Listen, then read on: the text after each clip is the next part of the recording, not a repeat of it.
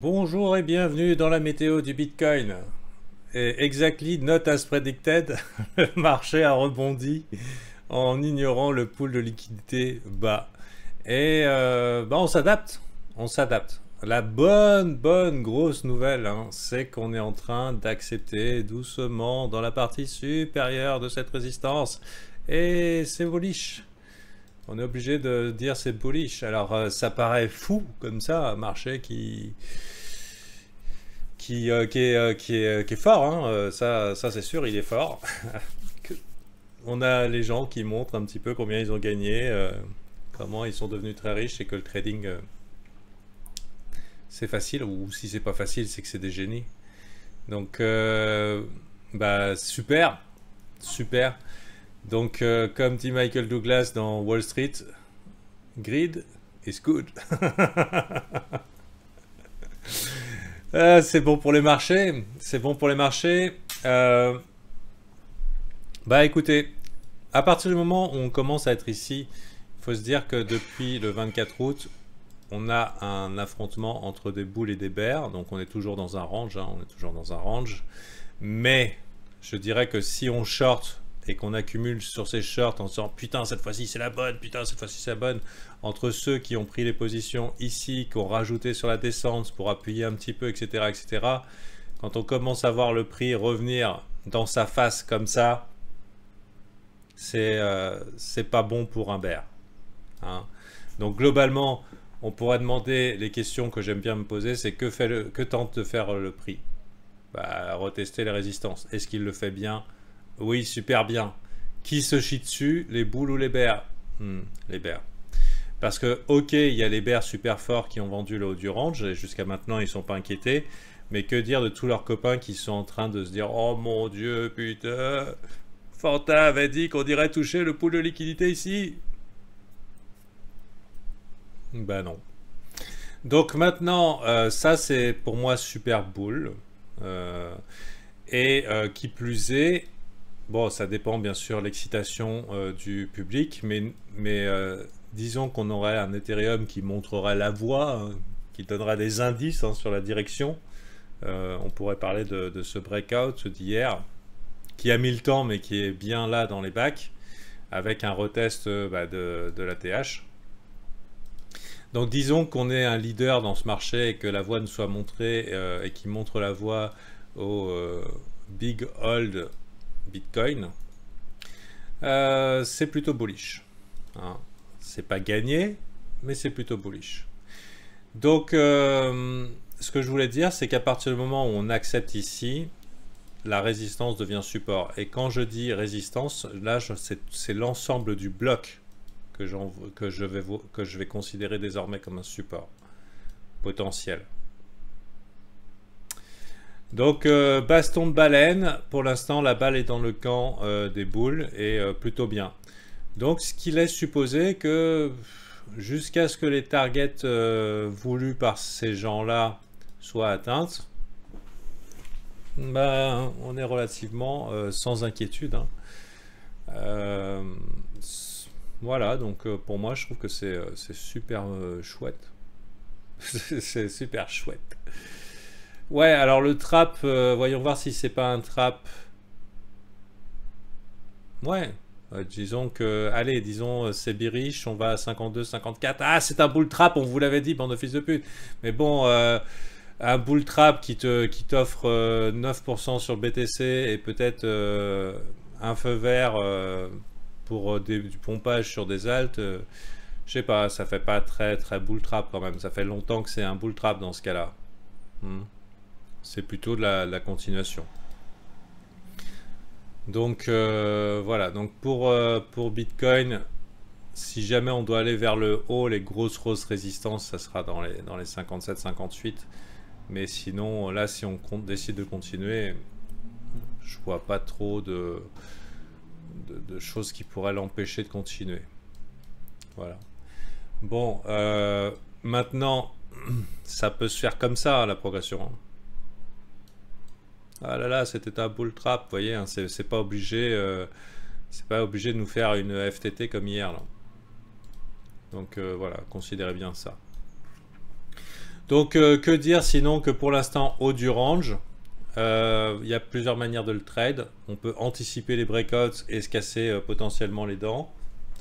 Ou alors les prendre, attendre les réactions, confirmation et faire moins de profit mais plus de confirmation. Donc ça dépend un petit peu comment vous tradez votre plan. Mais je dirais le fait qu'on reconquiert la partie haute du range, c'est plutôt bullish pour le moment. Donc là, je suis en train de regarder, est-ce que les gens sur Bybit sont partis grosse couille? Bybit, hein, l'échange. Non. Non, pas particulièrement. Un peu Binance et pas mal BitMEX. Donc c'est ces trois échanges que je monitore en permanence pour voir un petit peu où ça se situe. Donc je dirais qu'on est dans un environnement où les dips s'achètent. Et bien sûr, je peux me tromper. Faut savoir, quand je prends une idée de trade, je dépasse rarement 1% de mon capital en termes de risque. 2, 3 si vraiment j'ai de la conviction. Donc on n'est pas... et je peux comprendre que quand quelqu'un fait une série de calls qui sont justes sur YouTube, on a envie de dire « Ah putain, c'est sûr, oh, all-in !» Parce qu'avec un petit compte, on peut éventuellement transformer la chose, mais il faut savoir que les gens que vous suivez ont peut-être une gestion du risque qui leur permet d'avoir tort souvent. Sauf que quand ils gagnent, eh ben, ils gagnent beaucoup plus que quand ils ont tort. Hein. Donc on n'est pas égaux par rapport au risque. Voilà. Voilà, donc pour l'instant c'est encourageant. Le scénario pour le liquidité bas, bah, il a été abandonné pour le moment.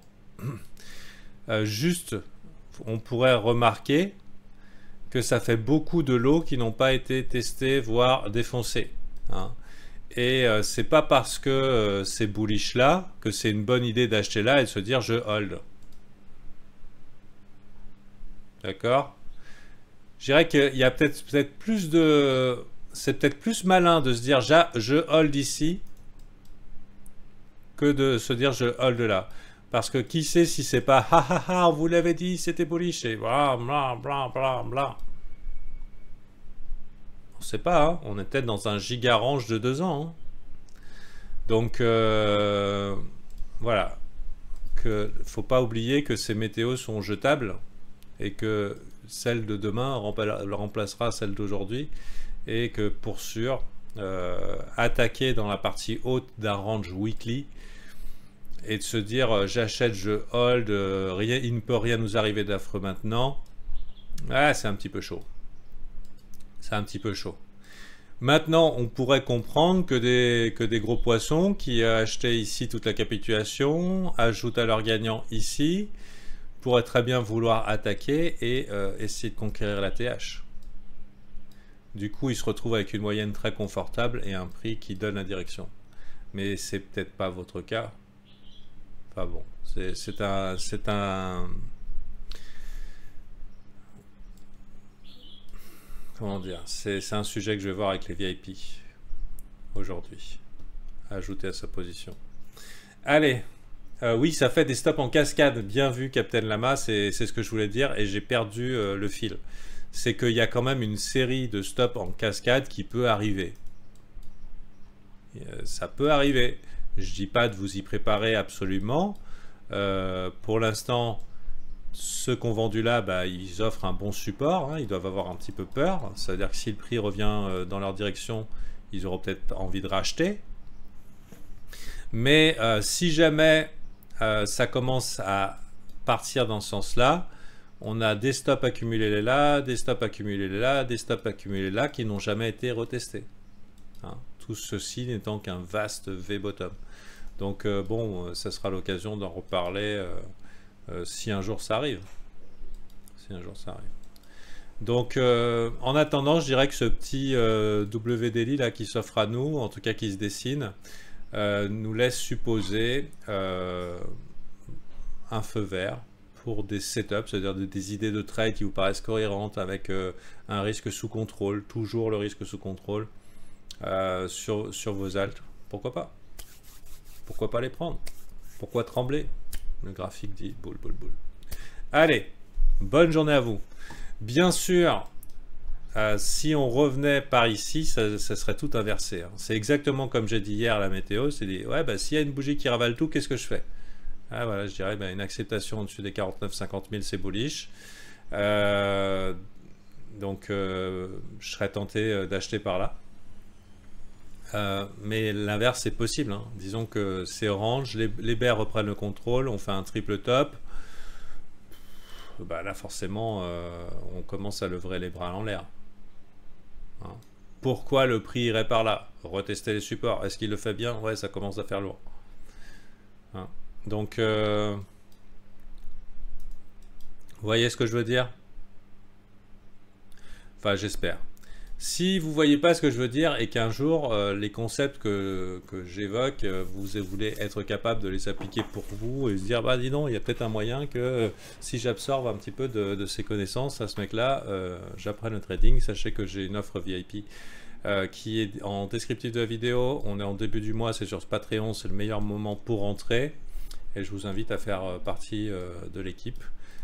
Parmi eux, il y en a des gens qui ont laissé leur avis dans Review VIP et je vous invite à les lire parce qu'ils ont écrit beaucoup et bon voilà, si ça vous intéresse de savoir, globalement c'est je vous rends autonome, je vous rends responsable de votre progression avec des outils et puis vous trouvez votre manière de faire. Ok.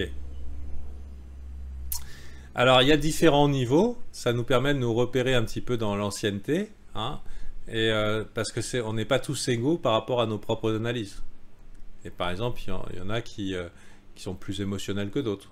Il y en a qui sont plus du mauvais côté du trade et d'autres qui sont plus avisés. C'est très pratique. C'est très pratique. Voilà. On va te taper sur l'épaule, Exalink, dans pas longtemps. Allez, bonne journée.